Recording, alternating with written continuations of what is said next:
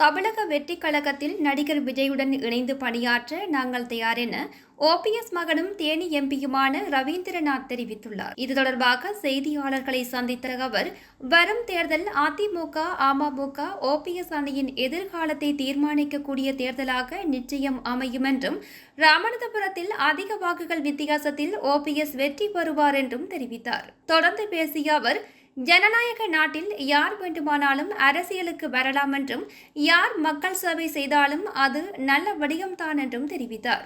மேலும் அடுத்த கட்ட பரிணாம வளர்ச்சிக்காக விஜய் அரசியல் கட்சியை தொடங்கியுள்ளார் என தெரிவித்த அவர், தமிழக மக்களுக்கு நல்ல ஒரு பாதையை வகுத்து தந்தால் அவருடன் இணைந்து செயல்படுவதற்கு நாங்கள் தயாராக இருக்கிறோம் என்றும் தெரிவித்தார். தமிழ் சினிமாவில் உச்சத்தில் இருக்கும் நடிகர் விஜய் தமிழக வெற்றிக் கழகம் என்ற அரசியல் கட்சியை தொடங்கியிருக்கிறார். வரும் நாடாளுமன்ற தேர்தலில் போட்டியிடவில்லை என்று தெரிவித்த அவர், 2026ஆம் ஆண்டு தமிழக சட்டப்பேரவை தேர்தலை குறிவைத்து செயல்பட்டு வருகிறார் என்பது குறிப்பிடத்தக்கது.